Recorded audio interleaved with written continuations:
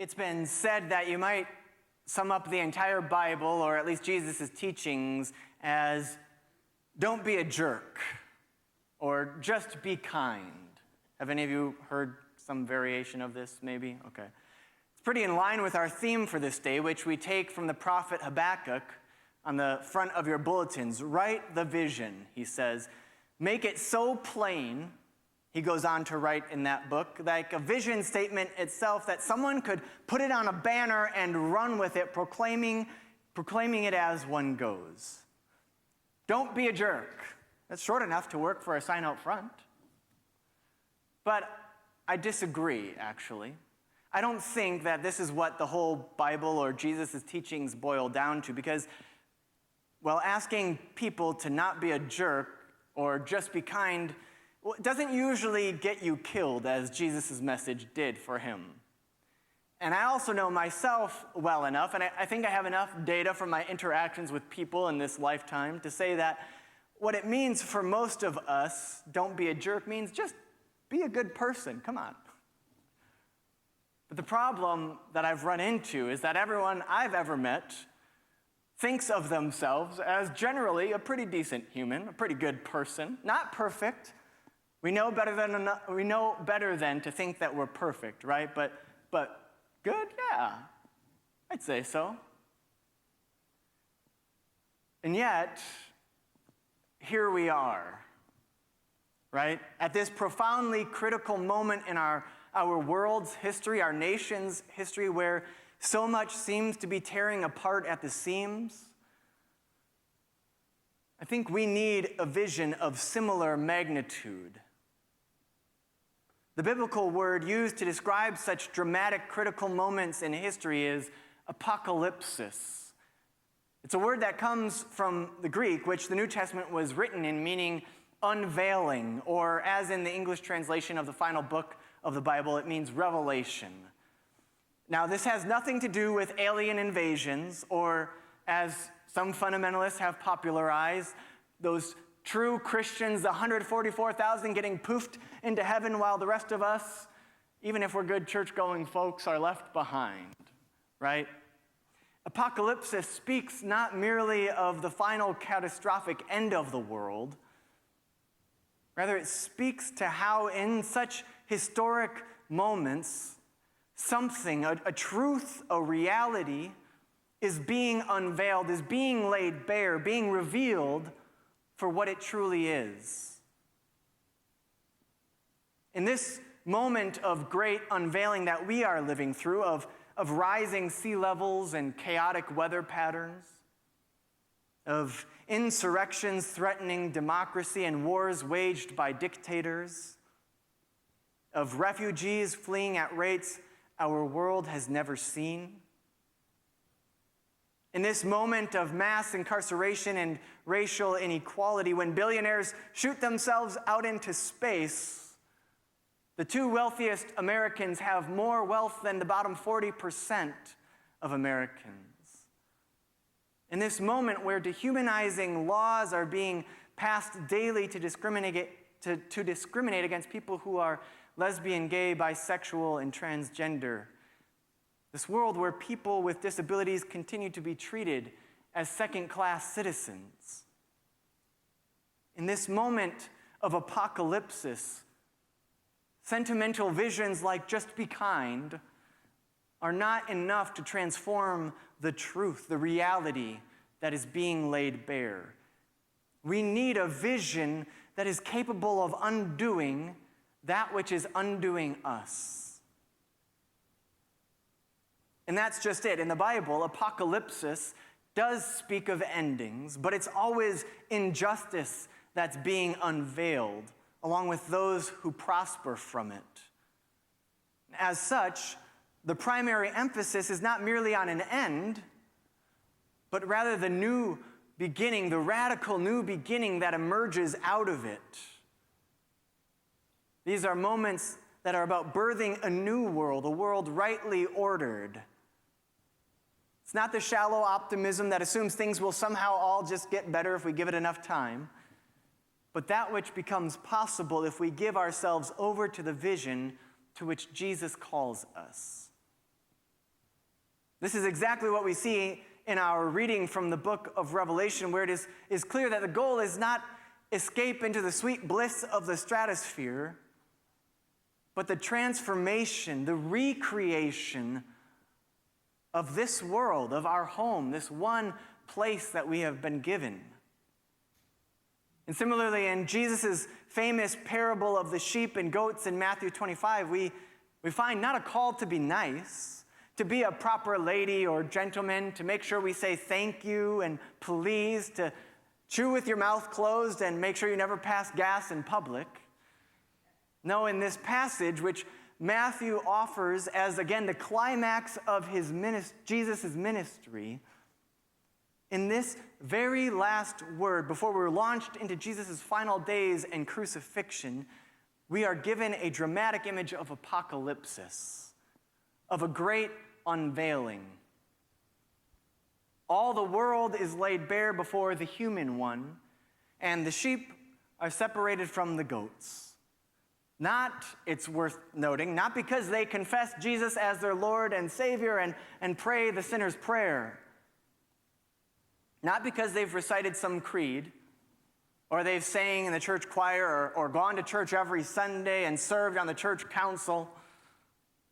No, as Jesus says elsewhere, each tree is known by its fruit.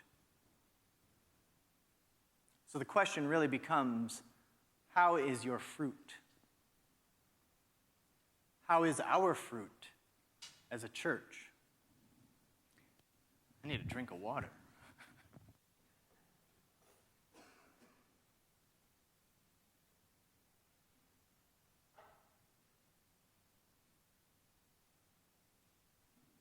How is your fruit? This vision of apocalypsis from Jesus isn't about the day or the way that the world ends. It's about giving us a vision capable of undoing that which is undoing us. A calling that draws us back into the present with a renewed and reinvigorated sense of purpose, a purpose that challenges us to respond to the needs of others, especially as this passage famously puts it, those whom our world has rendered least in last, those whose voices have been silenced, whose bodies have been controlled, whose existence has been demonized, and whose presence has been erased. To recognize that how we treat these members of our society reflects how we treat Jesus himself. The compassion, the mercy, the justice, the health care, the living wage, the home that we offer or withhold from them, we are offering or withholding from Jesus. Is that a strong enough vision to shake us from our status quo? To compel us out of our indifference, to give ourselves more fully to the work of healing and repairing the world? Jesus offers a vision capable of undoing that which is undoing us. A vision that is nothing less than the utter transformation of our vision, how we see the world.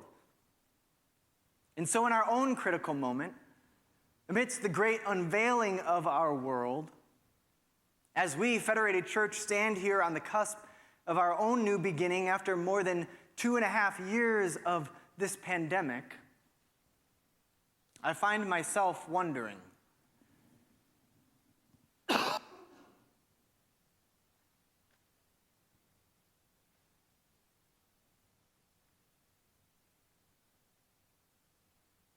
used to these systems running so full here. I find myself wondering, what would it look like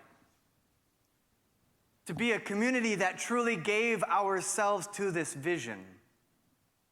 What might become possible if we truly picked it up and ran with it, offered it to the world? I think it's worth noting that in some ways we have been living into this vision even during the pandemic. when we invited people to pay forward all or part of their stimulus checks at the most chaotic and scariest part of the pandemic and raised $20,000 for mutual aid, working with trusted community partners to quickly get that money out to our neighbors in greatest need, about 85% of which went to our undocumented members of our community. Whatever you do or do not do unto those who have been made least and last, you do unto me. This was the vision that brought forth a partnership with the queer-oriented Rural Resource Network to both generate crucial blood donations during this historic blood shortage, while also raising awareness about legal injustices, restrictions facing LGBTQ individuals, and creating a space, a visible space in our community of love and celebration of these siblings of ours for whom the church has too long served as a symbol of rejection. Whatever you do or do not do unto those who have been made least and last, you do unto me. Friends, the church isn't Sunday morning. It isn't board meetings or choir practice. We gather as church to create space to imagine a world beyond what is, to dream bigger dreams than we might on our own, and to work together to transform our small corner of the world in ways that we couldn't do it alone. So as we jump into another year of ministry together, I'm dreaming of things like putting together a civil rights tour of the American South, visiting churches and other religious leaders who, during that moment of great unveiling and since, have not shied away from the difficult intersection of faith and justice, who acted boldly and took risks for the sake of a vision of a new world. How might such a trip ignite our own engagement of re-envisioning DeKalb County? I'm dreaming of leading another trip to Israel, Palestine, to meet with peacemakers and activists and ordinary folks, both Israeli and Palestinian, Christian, Jewish, and Muslim, to hear their message and the message of Jesus anew in the places where he first proclaimed it. How might such a trip ignite our own engagement, our own re-envisioning and work here in DeKalb County? I'm imagining a trip to the U.S.-Mexico borderlands like one I've been on that invites us beyond partisan talking points to experience the human side of the broken realities of our immigration system and the ways that it shows up here in our own DeKalb County. How might such a trip reignite our own engagement, our own partnerships, our own relationships here at home?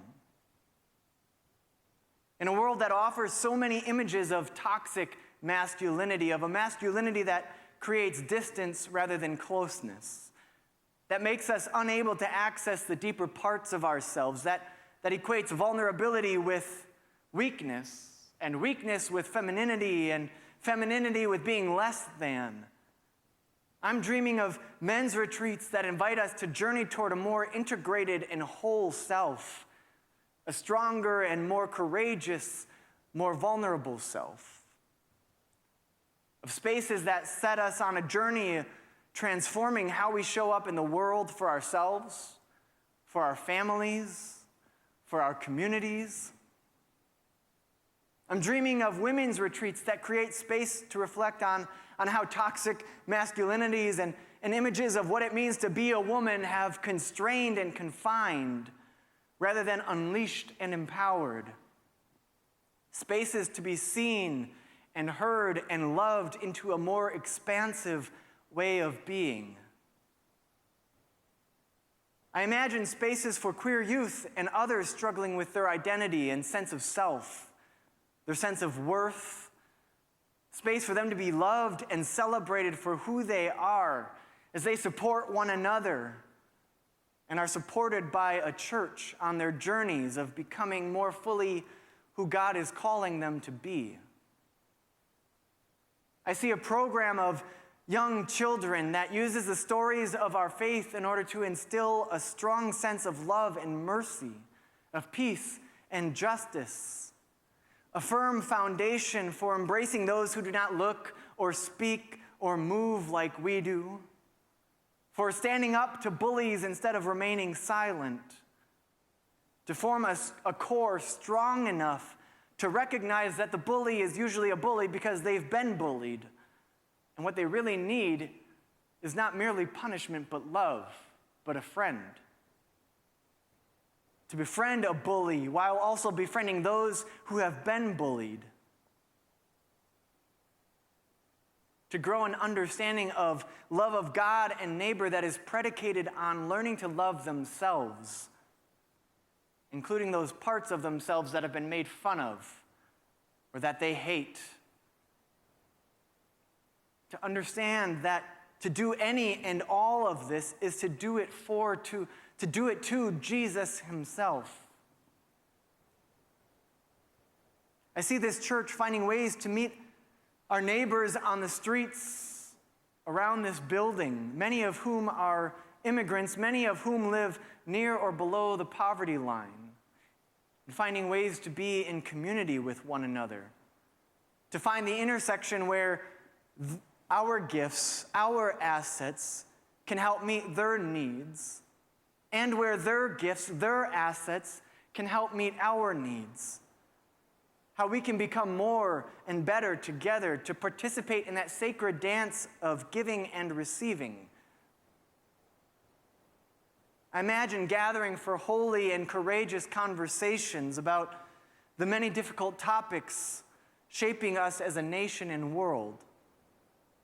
Conversations where we don't posture as having all the answers, as being on the right side of history or blaming others, but are willing to enter into one another's complex stories, the stories at the heart of these divisive issues, with an openness to having our own minds and hearts expanded, and in doing so, to journey toward supporting more humane and compassionate policies and legislation. Jesus' vision has inspired for me myriad dreams for what the church can be, might be. And I offer these to you this morning not as an agenda for what we're going to go about doing necessarily this year, but in the hopes that they might begin to ignite some of your own dreaming. Because this is where we, Federated Church, are at in this critical moment in our history. We give thanks for all those who have gone before us, for all that they have done to bring us to this moment. And as we embark on another year of ministry together, what I think makes Federated Church a unique place to be at this moment is that we're not merely focused on getting back to what was. We're not merely focused on what is and maintaining it, but on cultivating what might yet be, what our world really, truly needs. So what are your dreams? What does Jesus' vision ignite in your soul?